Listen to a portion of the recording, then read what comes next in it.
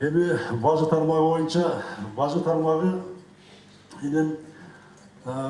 бажы тармагы бул беле бизде эмес, бардык өлкөлөрдө бул кирешени алып келген тармак. Бул жерде чоң акча каражаты айланат, келет.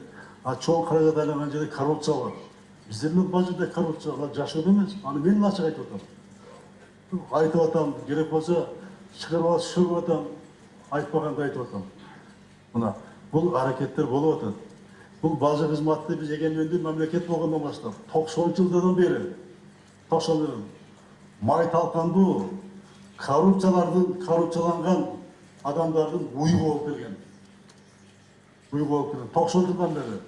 Мына билесиңер, ар бир президенттин башкаруусунда элдин арасында айтып жүрөт. Өзүнүн өзүнүн капчыктары болгон. Менин максатым 2 жыл бұл аз мөлет баған жойсын. Менің мақсатым ошол бажыдоо, салыктоо, башка тармактоо, ошол качылыктар, капчыктардын баарын жок кылыш менен. Жок кылыш менин мақсатым. Буга мен абдан кызыктадым. Эмне үчүн дегенде, мен дагы бул тарыхты жакшы билем. Менин мөөнөтүм 2 жыл өттү. Мына отчет берип атам. 6 жылдан кийин элди аралайм. Жүрөм дагы. Ошондо мен дагы башым көтөрүп жүрө тургандай мына аракет кылышым керек. Hareket kılışım gerek. Жатып албастан. Ошондо ийгилик болот. Менин максатым менин, максатым келечекте коррупцияны жоюп, ушу элге берген аманатты элге кайра тапшырып берейин, ийгилик ишти тапшырып берейин деген менин дагы мындай максатым бар.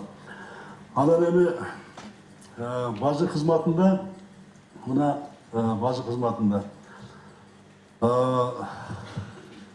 ошол эгемен жылдары образно айтканда, райым деп атпайсыңарбы, Матырайым. Андай коррупция, андай образно айтканда коррупциялар 10-дон эмес 100-дөп чыккан. Мына азыр ошо бажыда иштеген жөнөкөй карапайым бирөөнү көрдүңөрбү? Анын мүлкүн, байлыгын көрсөң, биринен бир ашат. Илгертен бери 90 жылдан бери аткан. Мен айтып атам дагы башында. Андай толтура. Мәселе каякта? Мәселе мына биздин элибиз коррупцияны абдан жаман көрөт да. Жаман көрөт. Жек көрөт. Аны баары жек көрөбүз. Жаман көрөбүз.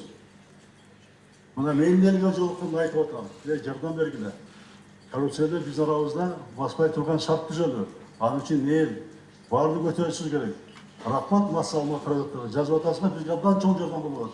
Ошого реакция кылып атабыз. Biz de organlarına uşan karar atamız. Райым Матыраевдин маселеси бул ошол жылдары, мага чейинки жылдары, ошол биздин элибиздин бая коррупцияны жек көргөнүн билип туруп, ошол коррупционерлер, ошол коррупционердин саясий технологдорду Райым Матыраевди коррупциянын символу кылып туруп, мына мага жабышкысы келип атышат.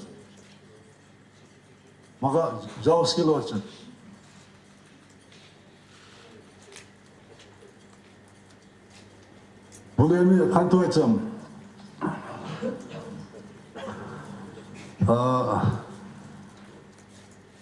азыр мына мен да кызыктармын ушуну аягына чыгарганга. Азыр мына митинг да болду, силер да бердиңер. Азыр улуттук коопсуздук комитетинин алдында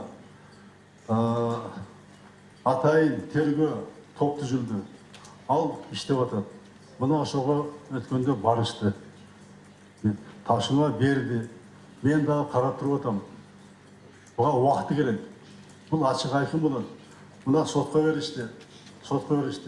Мен айтып атканым факт дегеним. Ошол берген жүйөлүү жанагы факттар боюнча укук органдар иштей баштады, чыга баштады. Мен ошону айтып аткам. Эгерде дагы билгениң болсо, келип ошол факттарды бергиле, аларга жардам бергиле, келип тергөө бергиле. Мына силер айттыңар. Эми ал юридикалык бекемдеш керек аны. Айткан нерсени. Сен айтып койсоң, алпаны камап жеп жүрөп калбайбыз, 37 жыл эмес да. Аны бекемдеш керек. юридикалык айткан кишилер келип далилдеп берсе чоң отуруп, анан кийин иш башталат. Иш башталат. Мына ошол процесс азыр жүрүп атат, и ошонун үстүндө иштеп атышат. Азыр менин мына маалыматым боюнча азыр мына неме эки депутат келип кетти. Матраев келип кетти, телевизордон көрдүм мен. Ширин Айтматов келип кетти, сурак берди. Ошо айткандардын баары келсин, сурак берип бекемдеп берсиндер. Ал күбө боюнча алар издеп атат. Мына мамлекеттерге жөнөттү, анын мүлкү боюнча. Менин маалыматым 13 мамлекетке кетти. Ал боюнча иш жүрүп атат.